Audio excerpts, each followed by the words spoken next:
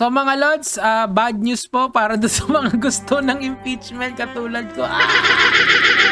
So i-explain ko lang po sa inyo kung ano po yung nangyari ngayon. Kasi according to itong headline ng GMA7, SC Articles of Impeachment, Sara Duterte are unconstitutional. So I'll explain po sa inyo itong pangyayari dito ng para mag-gets nyo kung ano ba yung hugot ng Supreme Court. Okay, pero wala na tayong magagawa dyan kasi nga yung final arbiter dito sa ating bansa ay ang Supreme Court. Kung sinabi nila na unconstitutional yon, whether gusto mo or ayaw mo ng Supreme Court or sa tingin mo yung ibang mga appointees ni Duterte yung nakaupo sa Supreme Court, it doesn't matter. Kung baga, GG na yan. Okay, so let's talk about first yung initial nito, yung history nito. Okay? So, nung December po, merong 3 impeachment complaint ang sinampa kay VP Sara. Now, hindi ito inaksyonan ng House. Actually, what they did was they archived it, or kumbaga, pinatulog nila or isinantabi nila itong mga impeachment complaint na to for whatever reason that they have. Ang point dito mga Lods, yung act kasi ng archiving is already an act of initiation. Now, ano po ba ibig sabihin ng initiation? So, ang sabi ng Supreme Court, parang isipin nyo, yung pagsasampa ng impeachment ay pagbubukas ng kandila. Okay? So pagbukas na yung kandila, the next step that you have to do is to verify the complaint and transmit it to the Senate. Yun dapat yung process na ginawa ng ating Congress. Kaso nga lang talaga, since pinatulog nila yung 3, nagsindi na sila ng matchstick nila. Kaso hindi nila linight yung kandila. So ang nangyari, may pang-4 na complaint na dumating. Tapos may dumating na 4th impeachment complaint na file nung January tapos tinransmit sa Senado nung February. Okay? So ito yung sinasabi nilang dapat forthwith proceed. Kaso nga lang siguro nakita ni Chis Escudero na merong mga defects itong impeachment complaint na to. So ginawa nila, inantay nila kung ano yung sasabihin ng Supreme Court. Kasi nga, dapat ang ginawa ng Congress dito is lahat sabay-sabay nilang inaksyonan on whichever session date na kung kailan man, 'di ba? Kasi nga pwede kayong kahit sino dito sa Pilipinas pwedeng mag-file ng impeachment complaint. Kahit sino.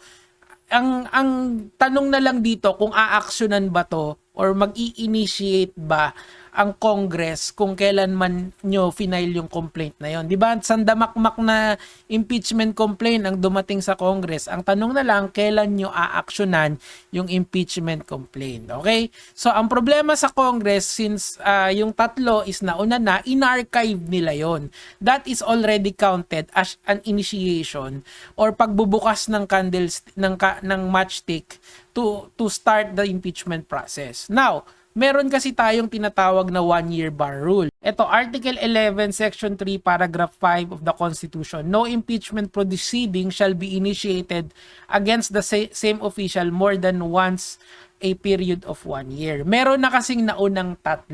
And this will be the basis of our Supreme Court kung bakit nila sinabing depektibo yung impeachment complaint ng 19th Congress kay VP Sara. Let's go back to the news. Sabi dito, the Supreme Court has ruled that the House impeachment complaint versus VP Sara is barred by the 1-year rule and that due process or fairness apply in all stages of the impeachment process. Meaning to say, mga Lods, since meron nang na-initiate na 3 impeachment complaint ang House, by archiving it, dapat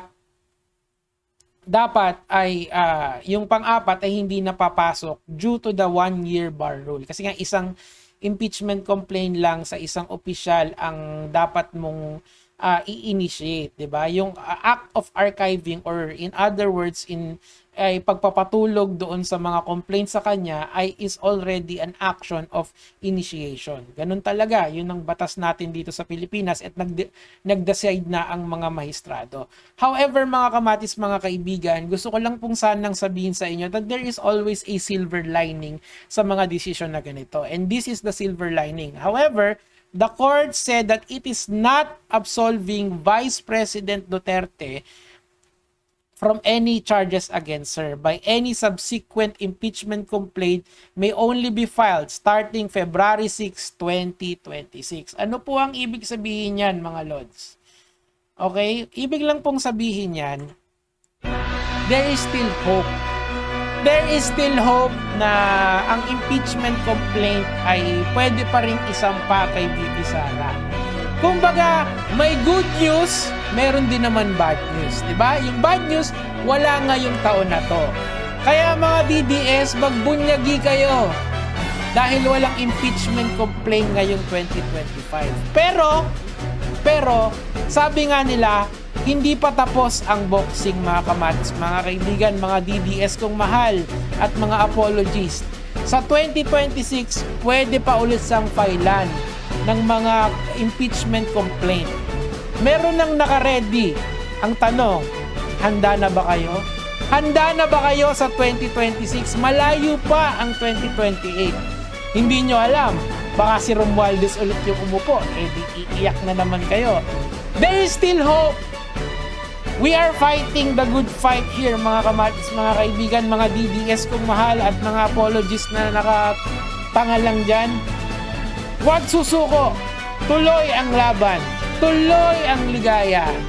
VP Sara, magkikita pa tayo sa 2020. Congratulations sa panalo mo ngayong round 1. May round 2, round 3 pa. Yun lang naman po yung sa akin for today. Tuloy ang boxing. Gege mga Lods.